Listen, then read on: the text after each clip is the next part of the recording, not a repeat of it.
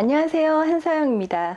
오늘은 제가 굉장히 감동적으로 생각하는 좋은 작품 하나를 소개해 드리려고 하는데요. 원래는 어린이 문학이었어요. 이게 청소년 소설에 가까운데 영화로도 나와서 영화 버전도 있고 청소년 문학으로도 만날 수 있는 작품입니다. 제목은 몬스터 콜스입니다.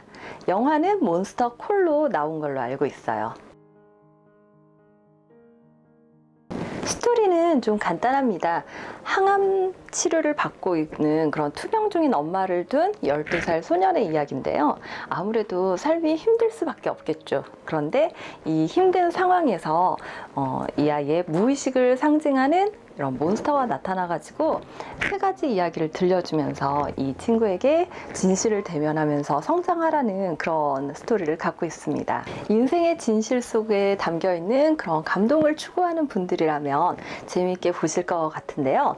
그리고 또 좋은 게 이게 좀 슬프고 힘든 상황을 다루고 있긴 한데 환상적인 존재인 몬스터를 다루기 때문에 전체적인 이야기 톤이 그렇게 딱딱하거나 너무 무겁지는 않습니다.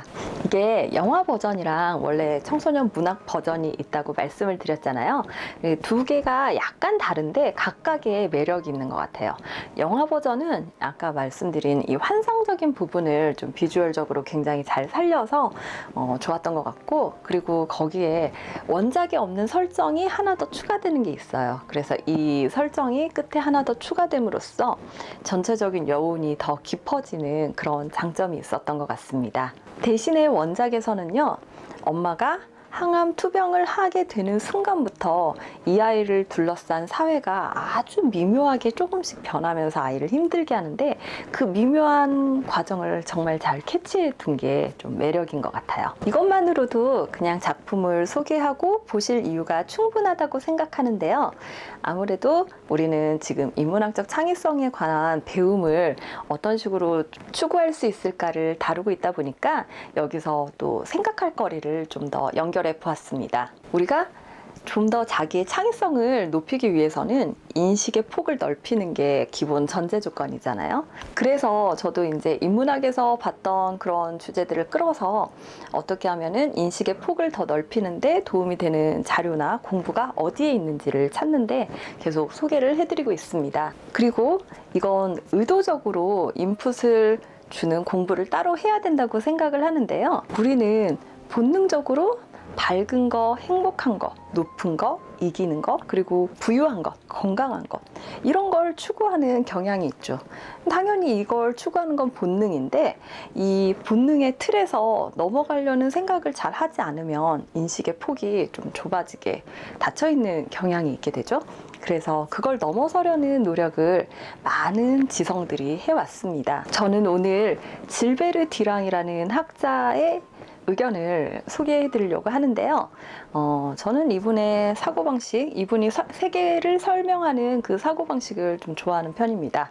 이분은 어떻게 보냐면요, 우리가 근원적으로 이렇게 좋아 보이는 것들을 추구하는 경향을 인간이 죽음을 의식하는 존재라고 생각을 하기 때문이에요. 죽음을 의식하다 보니까 시간이 흘러가는 거, 시간이 흐르면 어두워지고, 그래서 본능적으로 밝고 높은 것에 대한 환상이 있고, 그리고 흘러가는 것, 어두워지는 것, 그리고 움직이는 것에 대한 막연한 공포가 있다고 이분은 이제 상상계를 설명을 하고 있습니다. 인류가 갖고 있는 이런 무의식적인 사고 구조를 상상계라고 두고 그걸 이분 나름의 용어를 가지고 표현을 해두었는데요. 이분은 낮의 체제와 밤의 체제라는 두 가지 용어를 사용을 합니다. 낮의 체제는 세상을 이렇게 분리해가지고 우열을 두고 수직으로 나누고 밝은 것을 추구하고 힘이 강한 것을 추구하고, 우리가 현재 살고 있는 근대화된 경쟁적이고 가부장적이고 어떤 이성을 중시하는 그런 사회와 관련이 많습니다. 이분은 낮의 체제라고 언어를 표현을 했는데, 아무튼 우리가 20세기 이후에 훌륭한 수많은 지성들이 해오고 있는 작업, 그리고 수많은 학문에서 해오고 있는 작업이 이분이 소위 말하는 낮의 체제라고 얘기했던 그 한계를 뛰어넘는 작업이라고 볼 수 있는데요. 예를 들어 미학은 애초에 이성 중심의 사고관, 철학으로 설명할 수 없었던 것들을 다루기 위해서 빠져나온 것들을 다루는 학문. 그래서 우리가 흔히 생각하는 그런 뭐 예술이나 아름다움을 다루는 게 아니고 원래 애초에는 지각학, 감성학으로 출발을 했습니다. 그리고 또 이성 중심 혹은 의식 중심의 세계가 갖고 있는 한계를 또 19세기 이후에 많이들 생각을 했잖아요. 그래서 어떤 무의식을 다루는 분야들이 많이 생겼고, 또 학자나 학문에 따라서 프로이트의 무의식, 융의 무의식, 그리고 그냥 일반 심리학계에서 말하는 무의식, 다들 무의식의 어떤 측면을 강조하느냐에 따라 좀 무의식이란 단어를 다르게 쓰고 있는 것 같은데, 어쨌든 중요한 거는 이성 중심의 세계에서 지금 그거를 벗어나는 게 인식의 확장을 가져온다는 거는 다 어느 정도 기본 합의가 되어 있는 상황이라고 생각합니다. 그런데 우리가 근대 중심 또 서구 중심의 세계관 속에 살다 보니까 이걸 넘어서야 된다는 그런 의식적 작업을 계속 하고 있고, 물론 그렇게 이뤄낸 성취가 상당하기도 한데요. 원래 애초에 어떤 문화권에 따라서 갖고 있는 상상계가 애초에 낮의 체제를 벗어난 그런 문화들도 많습니다. 이런 문화들은 흐름과 순환의 가치를 인정을 하고, 전반적으로 우리가 흔히 옛날에 갖고 있던 대지모 사상, 흔적을 갖고 있는 문화들도 많고요.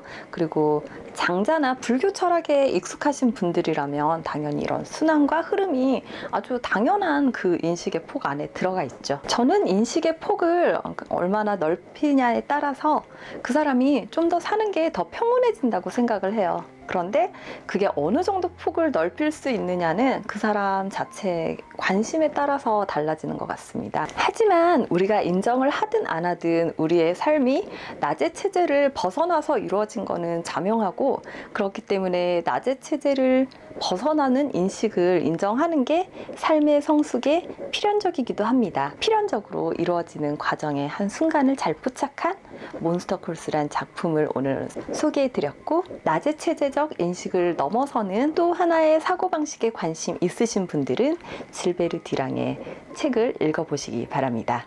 감사합니다.